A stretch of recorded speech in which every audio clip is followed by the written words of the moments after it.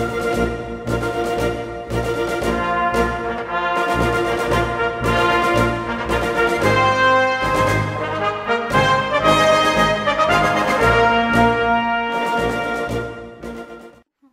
is my Uncle Jack, and I'm going to ask him about what it was like to fly an aeroplane. What was it like flying an aeroplane? What was it like being in the Royal Navy? Oh, into the Royal Navy. Well, to start with, it was a rather an abrupt move from Civvy Street into the Navy. I mean, the old clock would go at 6 o'clock and up you get, which is a bit different to what was, you know, at home. But anyway, we were soon able to make friends with each other because we were all of the same age, being, I mean, all had volunteered well before the 18, but you couldn't start until 18, and then you get a telegram saying, right, you know, report to Portsmouth, I think it was, where we had to go, and then on to Lyon-Solent, because I joined the Fleet Air Arm of the Royal Navy. But no, once one got into the routine of naval work, I mean, you had all this, what do they call it, batch-ins, you know, working on the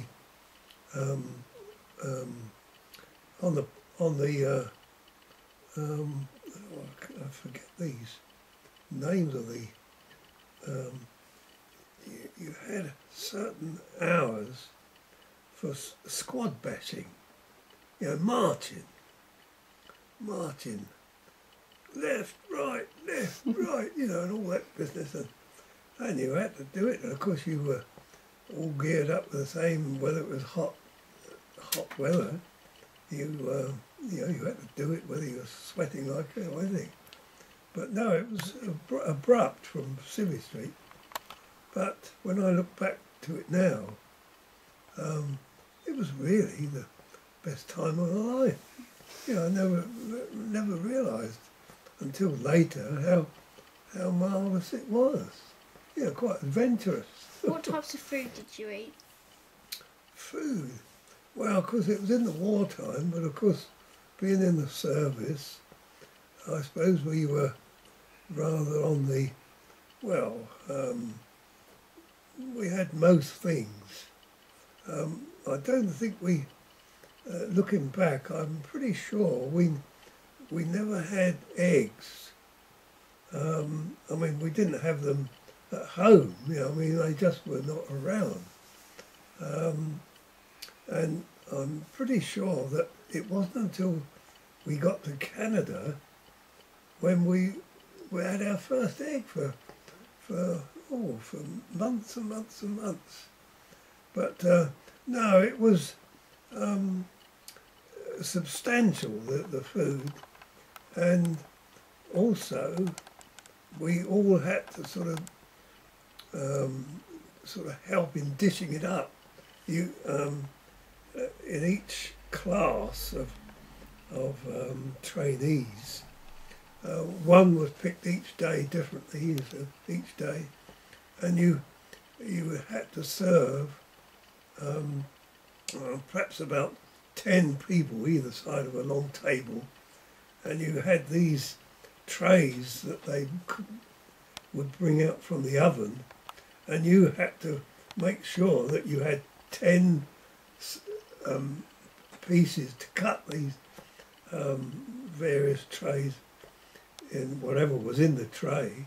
You had to cut them in 10 portions equal, because if you didn't get them equal, you soon learned that, you know, you either had to go a little bit lean on yourself, because you couldn't sort of say, hey, you know, let's have a little bit back.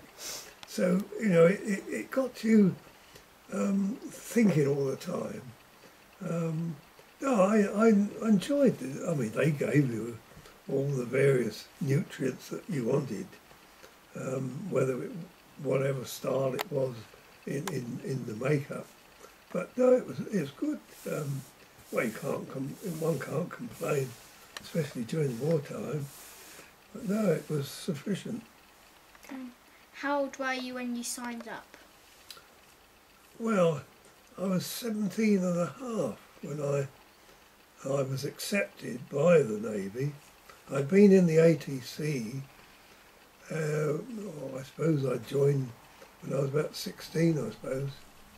It was locally, this was, I used to go down perhaps 2 or 3 nights a week. And so it developed from there. One thought, well, I mean, I left school at 16, so being sort of 17 in the ATC, you were obviously aiming to go into one of the services, and I always remember one of the naval, I don't know, I think he was a lieutenant commander, but he came down and gave us a lecture about, how marvellous it was in the Royal Navy, and he really had a way of holding an audience, and I remember I was hooked, absolutely hook, line and sinker, and I thought, God, that's for me. And so I decided I was going into the Fleet Air Arm and did all the necessary things medically and mentally, questionnaires and things, and was accepted at 17 and a half, but they said, we can't take you until you're 18. So that, I think, answers that one of yours. Had you ever been in a plane before? Yes, I remember, I think I must have been possibly 10 when our neighbour, where we were living, our neighbour next door suddenly asked my mother whether I could go over to Croydon Airport to go up in an aircraft. And my mother, being keen that should take place, she couldn't agree more. And so I was taken by her over to Croydon Airport. I don't think it exists now, Croydon Airport. But, I mean, it was the main aerodrome for more or less for London, you see, just off Purley Way. And I remember going up in, I think it was called a de Havilland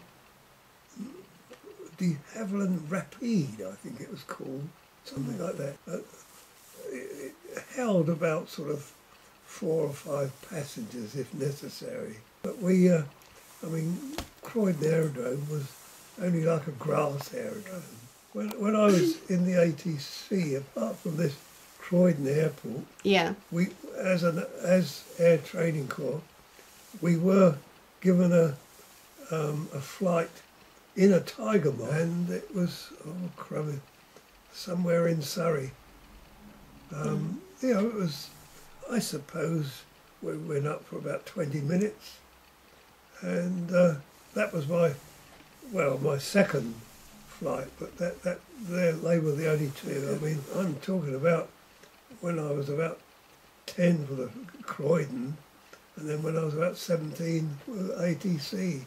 So, it's going back a bit, rather. What was your job before you joined the Air Force?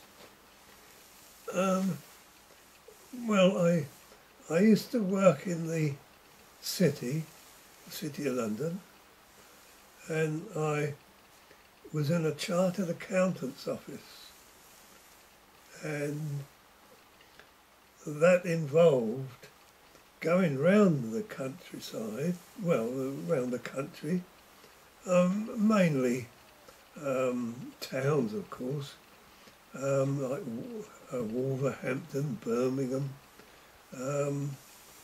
and various places around London, doing auditing as an audit clerk, you know, helping.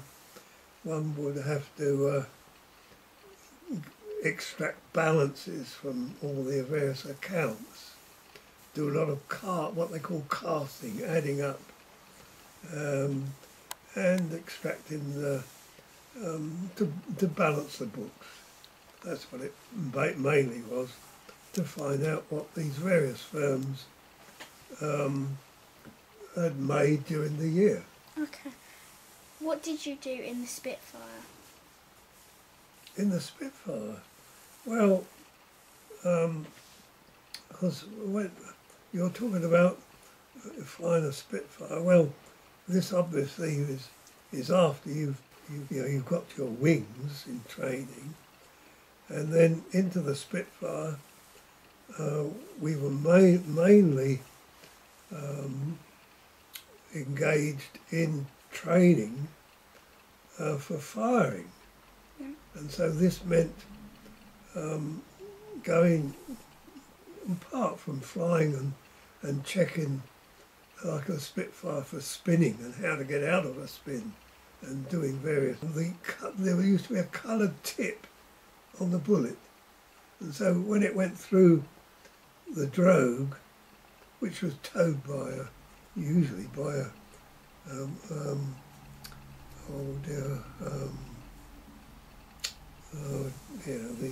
you got a special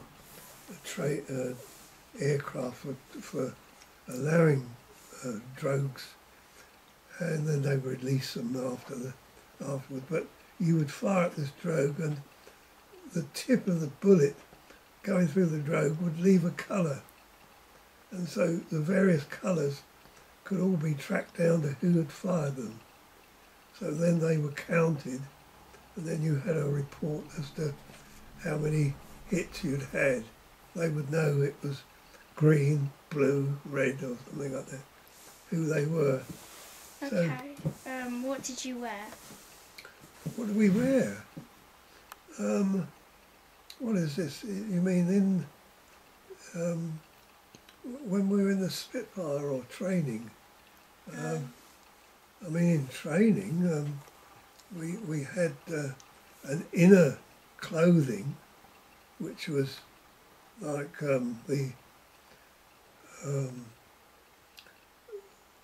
these things now.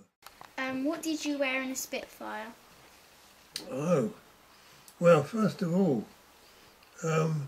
you were all kitted out with the proper clothing, and it started with you'd have flying boots, which came up to your sort of knees almost, fur lined, so they were, quite warmish.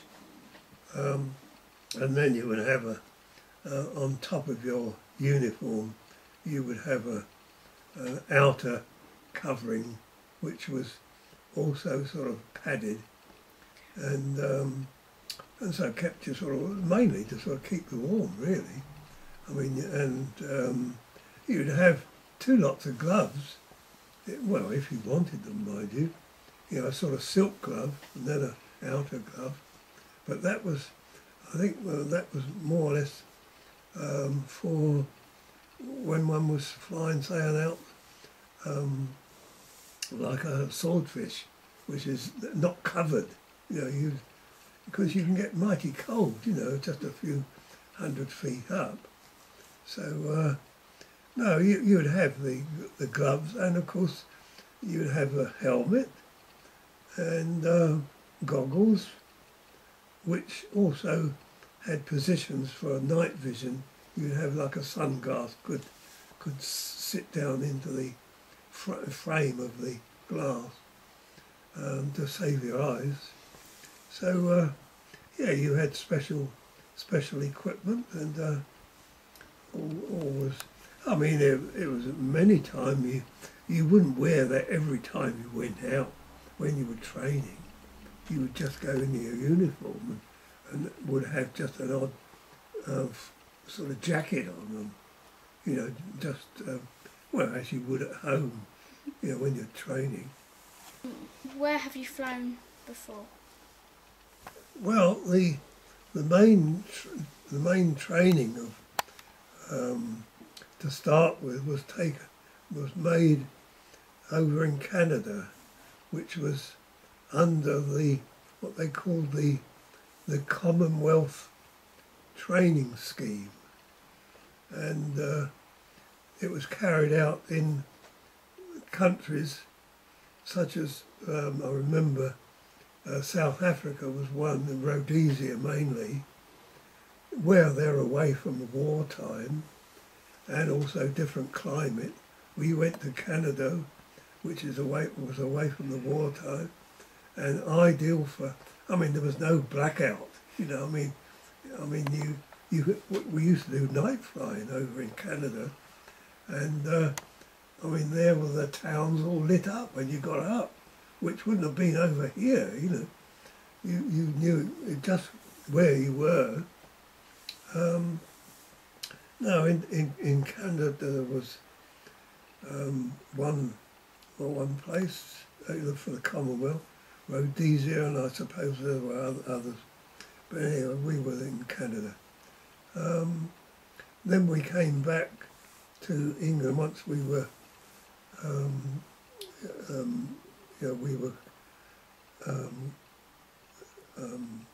once we had got our wings, that's what I mean. And so I did a lot of flying in England and Northern Ireland, over here with Scotland and Wales and South West. I remember coming down to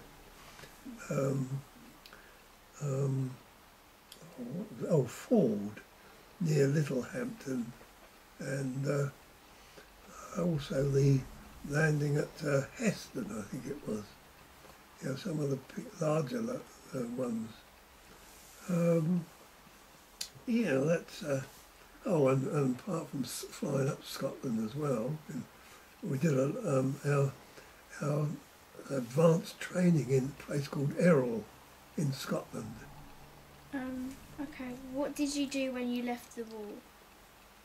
Well, after that, I went back to the auditing, you know, to the city, to the same chartered accountant's office, and worked there for about another 2 years.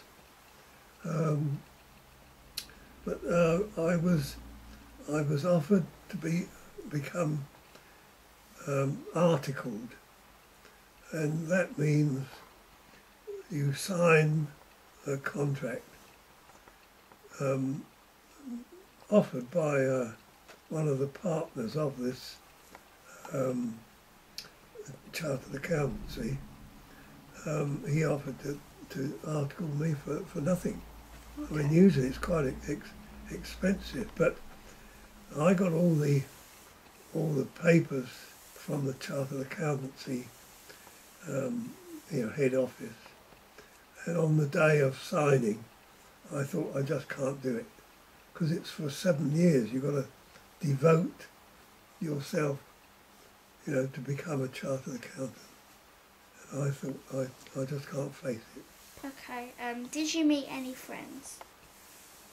Meet any friends? Well, you're, especially in the Fleet Air Arm, you're meeting various people all the time. But to make sort of real true friends, it's a little different.